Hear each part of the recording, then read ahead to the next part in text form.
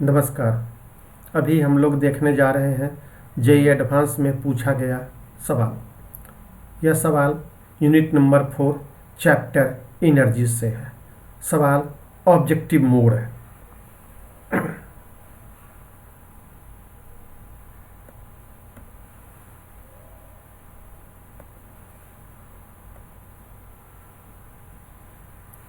तो देखा जाए सवाल क्या कहता है। सीरियल नंबर 4 में इसे रखा गया है। सवाल का स्टेटमेंट है, एक फिगर है और 4 ऑप्शंस दिए गए हैं। क्वेश्चन कहता है, एक स्टूडेंट हॉरिजॉन्टल से 30 डिग्री इंक्लाइंड पे एक रैंप है जिस पर वह फिसल रहा है और उसका इनिशियल स्पीड जो है वह v0 है। वह ऊपर जाकर के x, y और z semi circular path cover करता है। y हाईएस्ट पॉइंट है। अगर एनर्जी लॉस नहीं होता है और y पॉइंट पे मैक्सिमम पोजीशन पे जो सर्कुलर मोशन के लिए सेंट्रीपिटल फोर्स रिक्वायर्ड है वह वेट का कंपोनेंट है, वह वेट के द्वारा आता है। तो ये 4 ऑप्शन में से कौन कौन ऑप्शन सही होंगे। सवाल ऑब्जेक्टिव मोड का है। पहला 2 ए और बी ऑप्शन में वेलोसिटी का रिलेशन दिया गया है, तो ये दोनों ऑप्शन देखने से पता चलता है जो दोनों में से कोई एक ही पॉसिबल है। और सी और डी 2 ऑप्शन है जिसमें सेंट्रीपिटल फोर्स पूछ रहा है और ये कह रहा है सेंट्रीपिटल फोर्स एक्स और वाई पे 0 होगा और एक्स और वाई पे मैक्सिमम होगा। तो इस दोनों में से भी कोई एक ही पॉसिबल है। तो इस तरह से आंसर ऑप्शन देखने से पता चलता है जो या तो एक आंसर सही होगा ए और बी में से, सी और डी में से, तो मैक्सिमम 2 आंसर सही होंगे और मिनिमम 1 आंसर सही होंगे। अब क्वेश्चंस को आगे बढ़ाते हैं।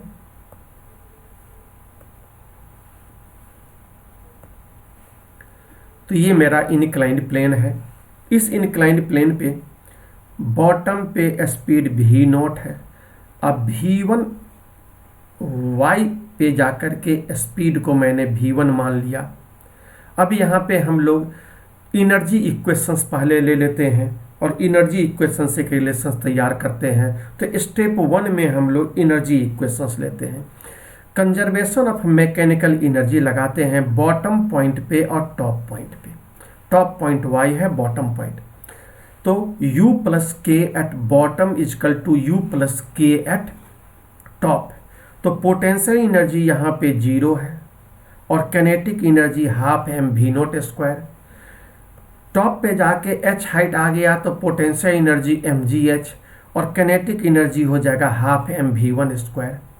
अगर इक्वेशन को आगे बढ़ावें तो मेरा एक रिलेशन आ जाएगा v1² is equal to v0² minus 2gh। इसे इक्वेशन नंबर 1 कंसीडर किए। यहाँ पे मेरे पास v1 जो है यह कंसीडर किए हैं अननोन है। सेकेंड स्टेप में हम लोग सवाल को गौर करते हैं।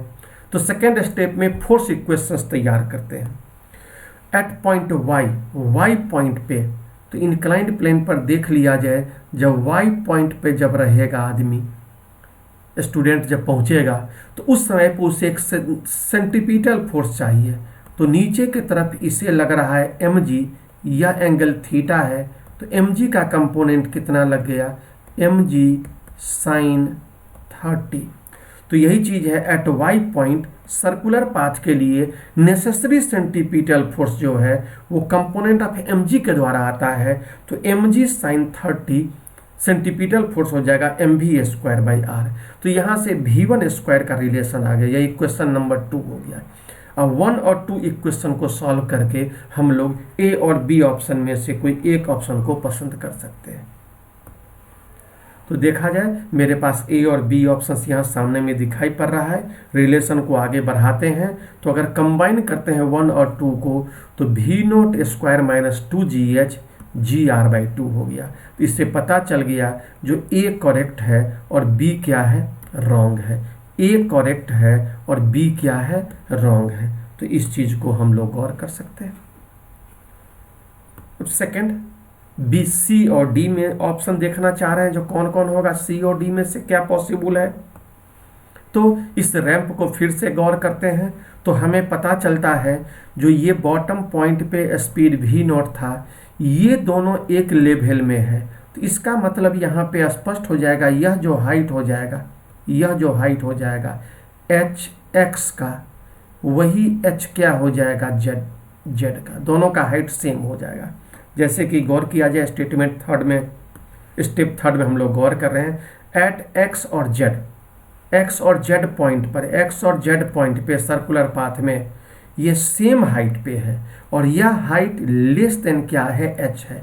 चूंकि हम जानते हैं रैंप पे जो जो ऊपर जाएगा इसका स्पीड घटते जाएगा, मतलब कैनेटिक घटते जाएगा, पोटेंशियल बढ़ते जाएगा। इसका मतलब है जो इसका हाइट जब कम है तो यहाँ पे स्पीड क्या होगा, ज़्यादा होगा। ये स्पीड ज़्यादा होगा किससे, y की तुलना में। मतलब v at x is equal to v at z is greater than v at y।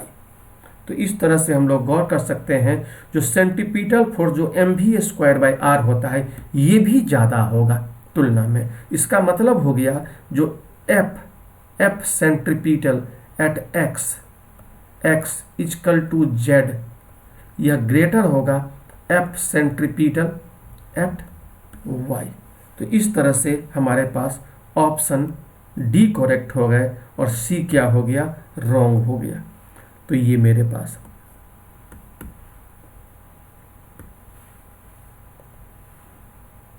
अब हम लोग गौर करें जो इनर्जी चैप्टर से अभी तक आईआईटी में कितने सवाल पूछे गए हैं।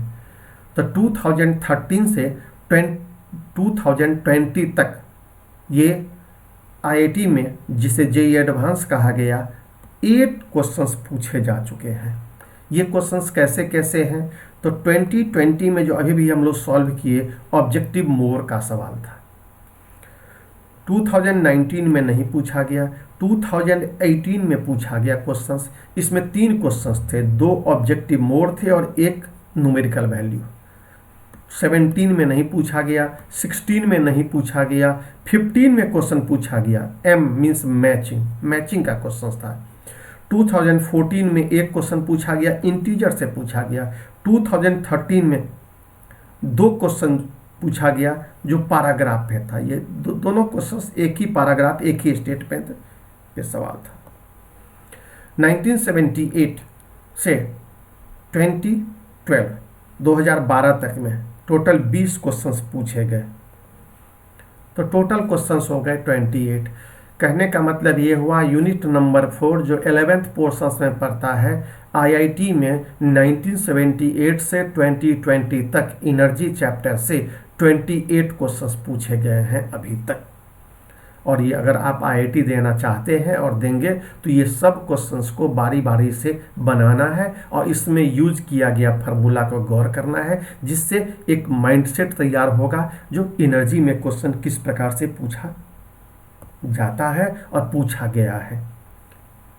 ये मेरा गूगल ऐप है, physics in total digital by doctor NK Singh. ये मेरा व्हाट्सएप है। बस तो इस तरह से हम लोगों ने इस सवाल को देखा, फिर आगे हम लोग गौर करेंगे।